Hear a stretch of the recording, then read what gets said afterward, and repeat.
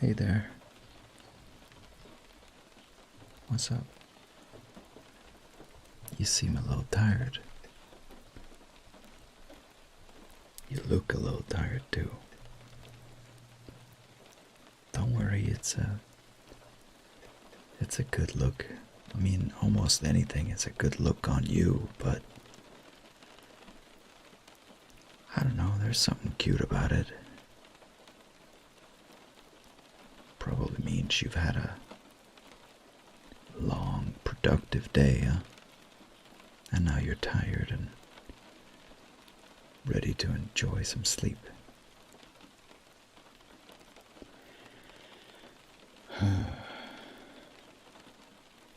Say, why don't I look up a bedtime story online? I'll just look it up on Google. Alright? Let's see. Bedtime story for adults. That's the first thing that pops up. For adults. Yeah, that looks... Alright, let's try to pick one. Or should we just go for the first one? It says that's the winning story. Submitted by writers to our weekly writing contest.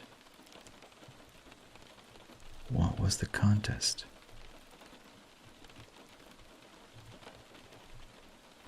Well, let's click it. Submit it into contest, blah blah blah, in response to write about a casual act of bravery. Let's get brave then. This story is called Home of the Brave. It's written by Tom Brodkin. Brodkin? I don't know. And a fair warning, you already know this, but I'm a bit of a bad reader. So just bear with me, alright? All you need to do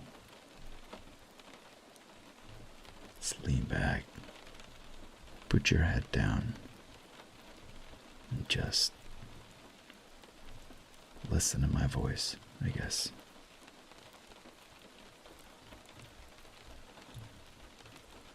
Alright. Let me take a sip of water. I have it handy because it's probably gonna be needed.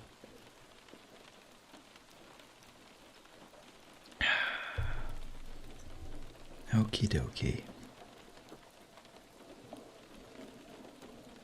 Are you comfortable? Yeah, you look very, very comfortable and ready. Oh boy. Why did I agree to do this? What? I didn't suggest to do this. No, you begged me. Please read me a story. Yeah, no, this was my idea. Then, okay, then why did I come up with this? Better? Alright. Anyway, whatever. I'll do it.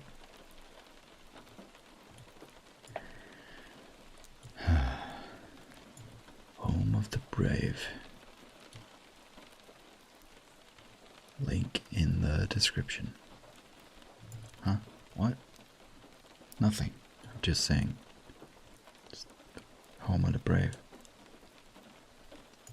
Alright. A mom's job is never truly finished. Elise knew this instinctively when her son was born. For at least the 100th time, she sat next to his bed in that chair, mending his quilt. There was no way of knowing the day she bought it at a flea market, that it would become her son's most valued possession. To call it a quilt stretched the definition, as it was nothing more than 1,000 pieces of oddly shaped swatches stitched together, layer after layer, until the whole of it was thick enough to hold in the warmth of a small boy's body as he drifted off to sleep, just like you're about to. The person who pieced together this labor of love must have spent countless hours shaping the useless remnants into a usable blanket. Elise felt it was her duty to repair the inevitable rips as a homage. Homage? It's homage, right? I don't know English.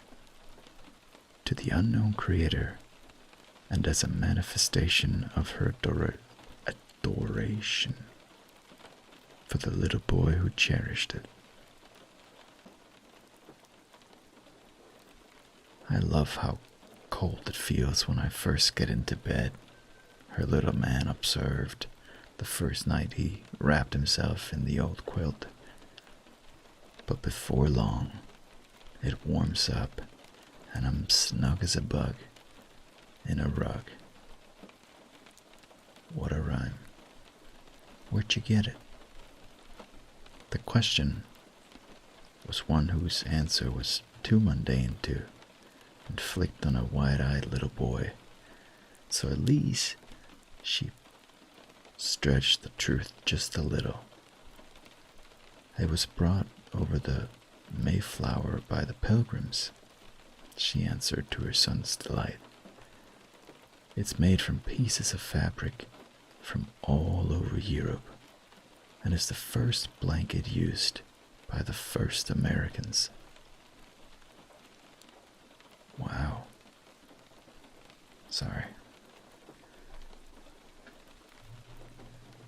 Water break.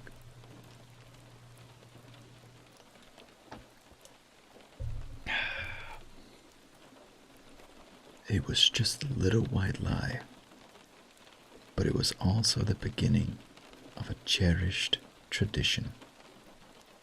As stitches unraveled and as tears ripped the quilt and the little boy's heart, Elise sat by his bed and mended the heirloom. Then she would continue the true, quote-unquote true, story of how the quilt had found its way to her son. You see, during the Revolutionary War, your quilt was captured by General Cornwallis and used to keep his legs warm on the cold winter nights, Elise said, weaving a story as intricate as the blanket itself. It wasn't until the surrender at Yorktown that it was returned. Yorktown? That's the kid's voice. Maybe not. Yes, Yorktown, she said, smiling. George Washington took it from Cornwallis and used it during his 8 years as president. Isn't that crazy? You mean my blanket has been to the White House? Of course it has, Elise answered with a wink. But not because of George Washington, silly. John Adams was the first president to live in the White House. Right, George Washington was never in no White House. Who then, Mom? The little boy asked. Who took my blanket to the White House? That's a story for later, Elise replied, kissing her son on his forehead. Now, you get some sleep, and I'll continue the story next time. It's not over, don't worry. Elise, unfortunately, had far too many opportunities to continue the blanket's tale, as her son was given to debilitating headaches. At first, the doctors thought he was prone to systematic migraines, but the truth was in fact much worse. Many nights, too many, the little boy would curl up in pain, his teeth clenched in a fox smile. The headaches were excruciating. The headaches were excruciating, only soothed by a cold washcloth, his mother's gentle voice, and the telling of the quilt's tale as he drifted off to sleep.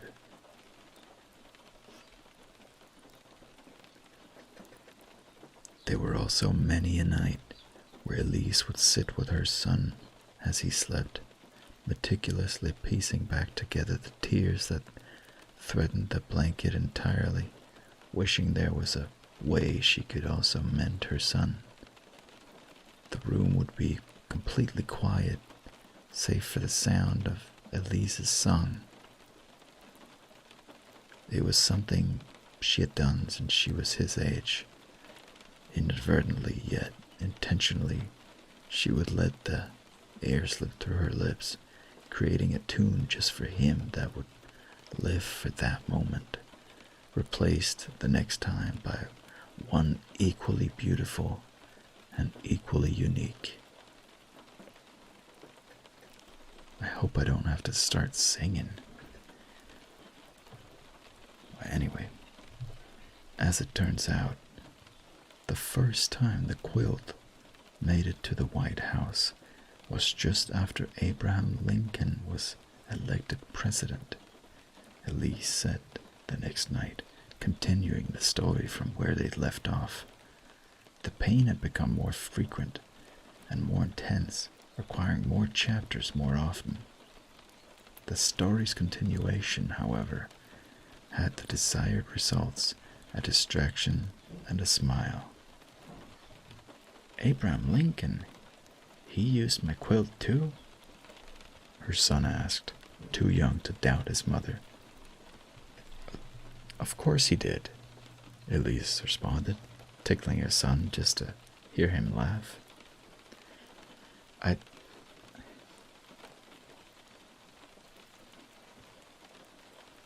Dang it, man. This is gonna be like a sad story. That's not what I wanted. I need to make sure to look up something wholesome or funny next time, so you can fall asleep with a smile and not with a tear in your eye. Anyway, it's a little known fact, but Mount Rushmore was actually created to show all of the presidents who used your blanket. Elise always had a basin. It's a basin. It's a basin. It's English.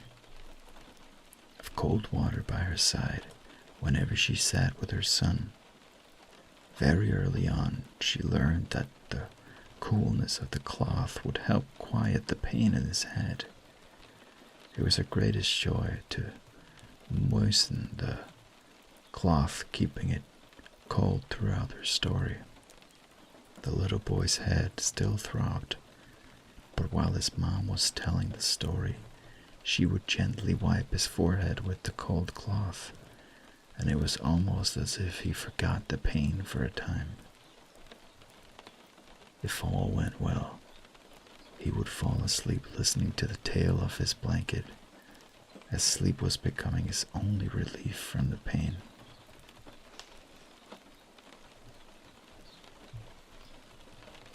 Did you know your blanket, your, what? Your blanket? That word sounded so wrong to me. Blanket. I felt like I mispronounced it. Did you know your blanket? It sounds wrong. Sorry. Did you know that your blanket? I can't say that. Okay. Sorry. Professional. Did you know your blanket went to the moon? Elise asked. Of course it went to the moon, right? Of course it did. It went to hell. God had it for a little while. It defeated the Nazis. Sorry. Did you know your blanket went to the moon? Elise asked one day when her son seemed particularly down. Neil Armstrong may have been the first man to set foot on the moon, but he laid out your quilt so he and Buzz Aldrin could have a picnic. That's why we sent 2 men to the moon, to have a picnic. They didn't even step foot on the moon before Neil Armstrong could lay down this quilt and have a picnic with his best friend Buzz Aldrin. The idea of 2 astronauts having a picnic on the moon resulted in spontaneous laughter from both mother and son. Is Buzz Lightyear named after Buzz Aldrin?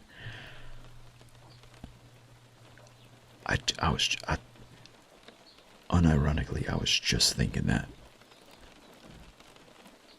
Because I was like, whose name is Buzz? And I'm like, Buzz Lightyear.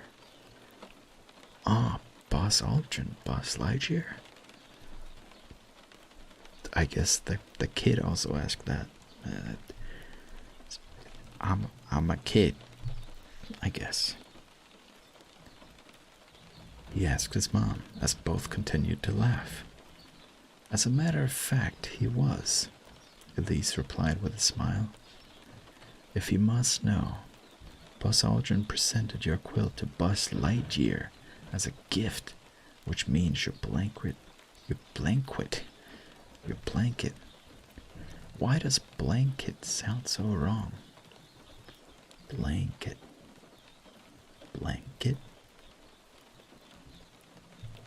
Has been to infinity and beyond.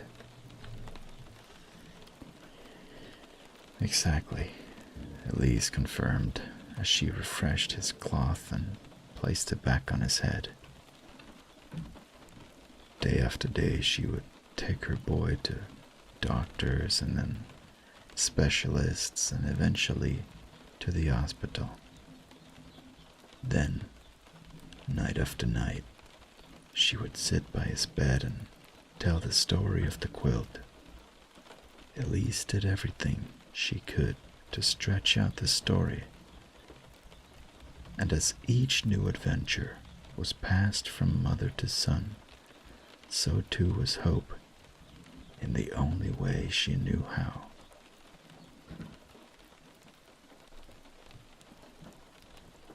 The night that she finished the story was, in so many ways, just like most of the other nights. Elise was home in her favorite chair next to her son's bed. Her breathing was labored and her voice unsteady. And then I stopped by a flea market on my way home from the store, and there it was. Your beautiful, wonderful blanket. I knew you must have it, so I scooped it up, paid the nice woman, and I brought it home to you.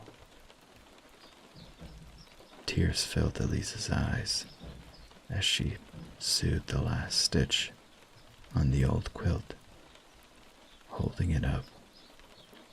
She remembered the first time her son covered himself with the blanket. I love how cool it feels when I first get into bed. It's finally fixed. It's perfect. Elise said out loud, tears continuing to flow. I love how it feels too. Summoning every bit of her strength, she lay the beloved blanket on the empty bed in front of her.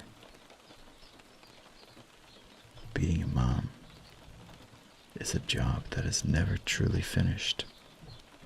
At least she had hoped, with nothing else left to do for her son. She sat back in the chair and silently sobbed.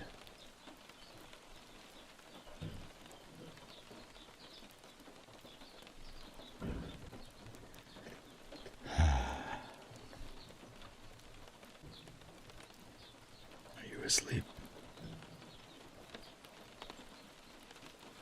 No response. That must mean yes. Good. Hopefully you fell asleep before the story got too sad, huh? I'll make sure to pick a better one next time. A more cheerful one.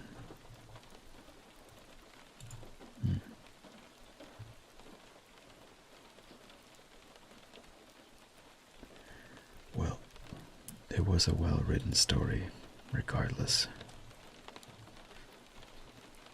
Alright, honey. Have a great night. Sleep tight.